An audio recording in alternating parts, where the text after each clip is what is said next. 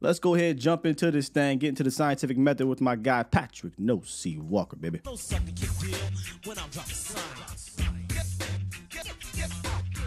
What's good, good brother?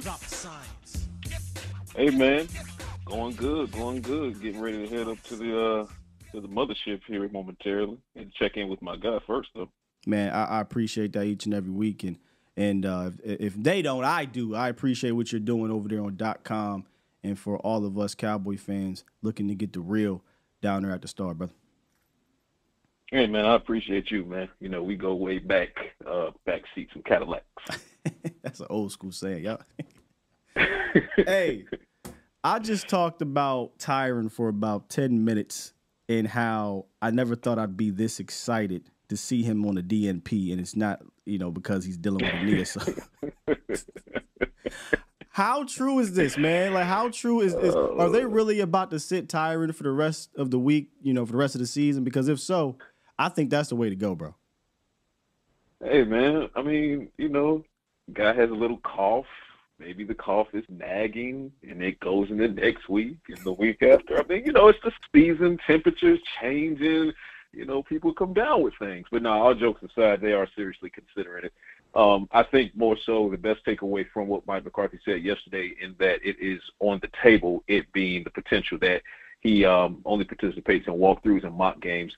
I think they're going to take it on a week-to-week basis. I do really believe that having seen what he did against the Philadelphia Eagles, just flat out one of the best games you've seen, not just recently from Tyron Smith, but over his career. Like, that was prime Tyron Smith, right? That was like 2013 Tyron Smith. So if he can do that, having not, had any contact practice and just walkthroughs and mock games, then why not? Because, if you look at the neck stinger happened in practice, right? And some of these issues that the Cowboys are having with injuries, they're not happening in games. They're happening in practice. We're talking about practice, not a game. Not a game.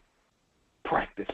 So, Tyron is so valuable, and not to say others aren't, like Zach Martin, for example, but Zach Martin, for the most part, outside of a little bit of a battle with injury this year, he's proven durable over the recent season. So I don't think that that's an issue with him. But when it comes to Tyron, it flat out is. I mean, he can't stay healthy for the entirety of a season. So anytime you take any kind of reps off of him, be it, hopefully in practice so that he doesn't miss it in the game, it's going to help extend the availability of him, hopefully throughout the rest of the season and into the playoffs. So, yeah, it's a very real conversation. And I saw a couple other names pop up on the injury report yesterday, that I don't know if they're concerned or not, so maybe help me out here. But Marquise Bell and Osa Digizua with the calf and hamstring, these guys are playing some good ball for you, young players that are taking that next, year 2, year 3 leap. And you don't like to hear calf or hamstring. Is that just something to be precautioned about since it was a walkthrough, or is it a little more serious? The latter. Oh, no, excuse me, the former. I would say it's something to be precautious about because, again, as you stated, it was a walkthrough. And if it was something that the Cowboys were overtly concerned about, then they wouldn't have even let those two participate in the walkthrough. So those guys would have been DNP on yesterday. Obviously, today, full practice ramps up. So we'll get the injury report this afternoon, and we'll know more information about those two. And, that'll kind of push our needle one way or the other if it's something to be concerned about. But after seeing them on the injury report yesterday, had a couple conversations with some folks around the building, and they just don't seem concerned at all. It's just the way it was phrased to me is, Pat, it's the middle of the season. Everybody's dealing with something. Yep. So, yeah, so it doesn't sound like it's something that they're concerned with at all.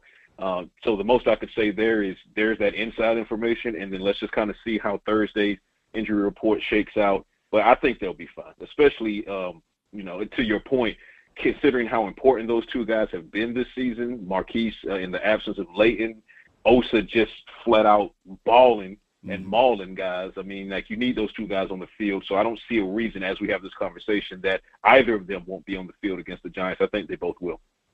A player that I don't expect to be out there this weekend, we don't know when, but I specifically wanted to talk to you about this new addition, Martavis Bryant, former wide receiver. I think this is an interesting addition due to the fact that he hasn't played in 5 years. But, I took a listen to his interviewing him, and he sounds really motivated. He sounds like, hey, I ain't just here for play.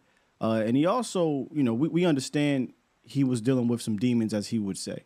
And you're very, very big on mental health. You're a guy Yes. I'll turn to get some motivation or some advice in regards to that. And I'd imagine, the relationships that I know you developed in that building, if he sticks around, he's a guy that you probably would be able to, not necessarily lean on, but talk with in regards to that as well. And he mentioned something about that. I don't know if you caught that in his interview, how he said, hey, man, that's a dark place, and that's something I don't really want to talk about. I was thinking, Pat, that, him having a routine for the NFL, I think is big for him right now, because it still seems like he might be fighting those. And of course, we always are, right, every day, but it seems like he's still fighting those. Yeah, I agree. And the thing about it is when it comes to mental health and those types of demons and that dark, as he put it, and as I describe it often myself when I'm having conversations or if I'm talking about mental health on Twitter, like you said, it's a daily battle. All you can do is win the next minute, win the next hour, win the next day. Just focus on winning the moment that you're in right now, and don't get too far ahead of your skis. And the thing about Martavis is he's been through a lot, and I can definitely empathize and sympathize at the same time, as you can as well. His journey has been a very rough one. Obviously, the suspensions with the NFL. And it's a whole different conversation that I'll let the listeners have if they agree or disagree with it being around weed. I don't agree, for the record, but hey, it is what it is, or it was what it was, I should say. But kudos to that young man, because he didn't let it end him.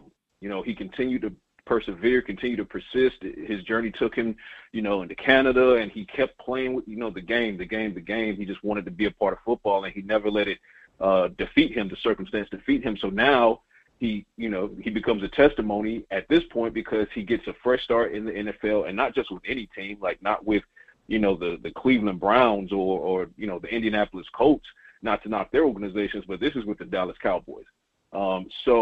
And Jerry Jones is notorious in a good way for giving guys second chances. Now, what they do with that second chance is totally up to them. So where we go from here with Martavis, I have complete faith that he'll continue to walk the line that he's walking mentally, and I'll get with him, more and more as time goes on. Yeah, because I'm just always interested in being, letting people know they have a support being with me if they don't have it with anyone else. But as far as what he brings to the field, obviously this is a receiver with size. This is a receiver with speed. I mean, track speed. And he recently, correct me if I'm wrong, recently released a clip that showed that he still has that take the top off of defense speed. So for him, it's about hitting the ground running, getting as much into the playbook as you can. For Mike McCarthy, Dak Prescott, Brian Schottenheimer, showing how focused you are in the meeting room, showing your ability on the practice field. And then the Cowboys make a decision from there as far as how they handle him going forward. But I think it's a situation where, because I know a lot of people are saying, well, is this an indictment of like Michael Gallup? And I would say it would be concerning if I'm Michael Gallup, if Gallup doesn't bounce back from that early game drop and get those 2 contested catches against Philly, and then, draws a penalty. And then Jalen Tolbert, that's the other person for me, because if it were an indictment on Michael Gallup, then that just makes it Jalen Tolbert season. Yeah. And then, of course, you have Jalen Brooks. He's still on the active 53-man roster. He was one of the standouts in training camp. So it's not as if Martavis is coming in and, as we have this conversation, challenging for any of those names or challenging any of those names for their spot. It's all about the Cowboys getting a look-see at a very inexpensive but potentially high-reward situation with Martavis Bryant. If it doesn't work out for them, then financially it doesn't cost them much of anything. It's not like they waived someone to add him to the roster, so it didn't cost them a body. As far as players are concerned, it's a look-see. So if it works out, wonderful, and we'll see what that looks like should it work out. And if it doesn't work out, then they gave it a shot, and life goes on. And not in the aspect of, mental health, life goes on. But we want to keep tabs on that young man, and I will. If it doesn't work out with the Cowboys, I'll exchange numbers, keep tabs on him, make sure he's still holding his head up. But from a roster standpoint is what I mean. Life goes on. Business goes on is a better way to put it. Yeah, it's sticking to that room. we thought going into the Eagles game there was some momentum being built with Brandin Cooks, right? And in that game he didn't quite get going as he did the previous weeks. And Coach McCarthy was a little not upset, but a little annoyed with the questions. And one side of me totally understands. I get it because you threw for damn near 400 yards, 3 touchdowns, you were moving the ball. I get it. Correct. But the other side is, I think this is more of a wide thing here, a wide view. The whole season where Brandin Cooks doesn't even have 200 yards and he's not really getting used downfield as he was previously. And it just doesn't seem to be as involved as the past. And we're in week 10 now, so it's not like this is week 3, 4, 5. What is your level of concern in the usage of Brandin Cooks moving forward? I would be, and I was, more concerned when the utilization wasn't there and the Cowboys' offense was sputtering. Gotcha. But if you're telling me that the Cowboys are producing almost 400 yards of offense against the Philadelphia Eagles at Lincoln Financial Field, with, CeeDee Lamb 190 yards, which is his second consecutive week of setting a career high. Jake Ferguson 10 targets, damn near 100 yards, had the availability to have more on a couple of those reads downfield from Dak, who had a magnificent game himself. I mean, the offense is explosive. Like, this is what we've been waiting to see. And in the past couple of weeks, the Rams and the Eagles, this offense has taken off. So here's what I would say, and I've given this some thought as well.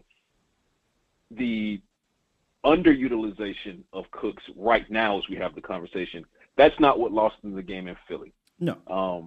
And I suspect that as long as Lamb continues, I don't think he'll continue at the pace he's on, but he will continue being on a heater as far as 100-yard games is concerned. I think the Cowboys finally get that aspect of it and involve Jake Ferguson, whom I think needs to be your number 2 target, your number 2 read, which kind of goes to my point. You take what is working at the moment, and until that stops working, you don't make changes. Don't force it, because go back and look at the Chargers game, right?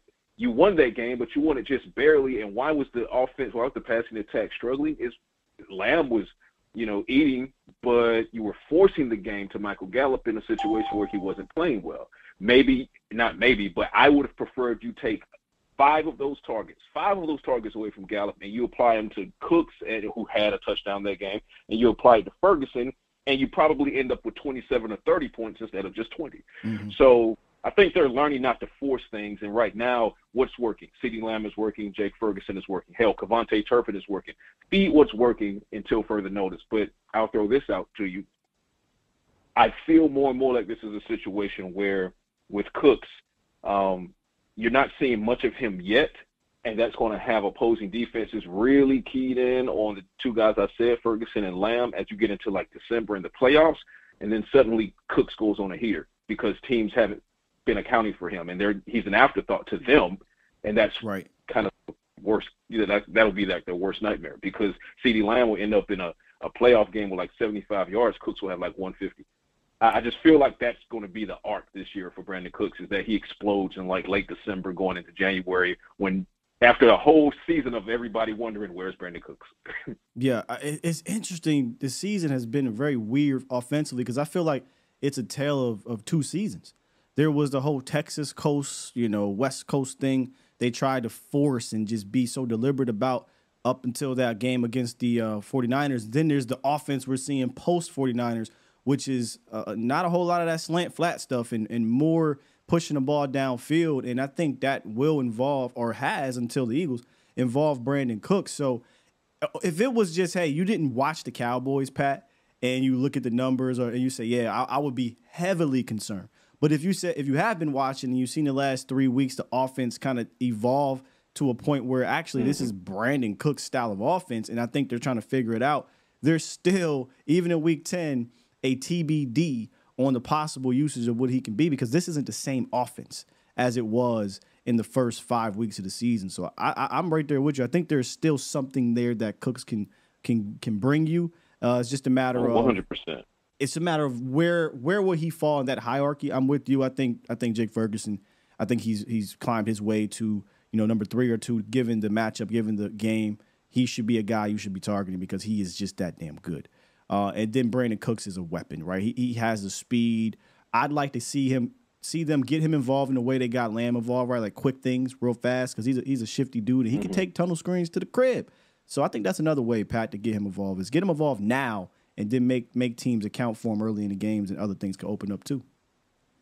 Agreed. I think it's going to organically happen. I mean, you saw him get involved against the Chargers, saw him get involved against the Rams, not so much against the Eagles as far as, putting points on the board. But I think it's coming along. It's just coming along a little bit more slowly than any of us would have anticipated. Yeah. But again, I counter that with, almost 400 yards of offense. And then the week before, you just blow the doors off of the Los Angeles Rams, who, by the way, the first 3 or 4 snaps in the first offensive series had you thinking that was going to be one of the worst games of the season.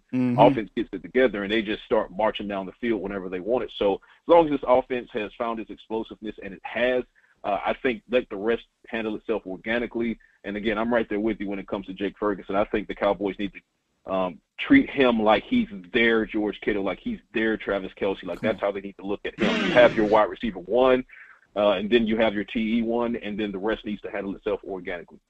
100%, man. Hey, that is the scientific method with our guy Patrik Walker of DallasCowboys.com. Dropping the Science Lab article top of the hour, right? In about 45 minutes, absolutely. Ladies and gentlemen, go to the .com. Make sure you check out this week's Science Lab. It began with me being curious about CeeDee Lamb's production as of late, as far as, yes, he's doing well, but how does that stack up against this person or that person? And I fell right into the rabbit hole, and some things I found out even blew me back in my seat. So make sure you check that out. All right, Pat, we'll get with you next week, brother. Yes, sir. Talk to you soon. Yes, sir. It's Patrik Walker, DallasCowboys.com. Scientific method, week 10, each and every week. We will be dropping the science. He will be dropping the science for you guys. And don't want to miss it. You just never really want to miss Pat when he comes through. Now, thanks for watching, and make sure to follow and subscribe to A to Z Dallas so you don't miss an episode of The Scientific Method.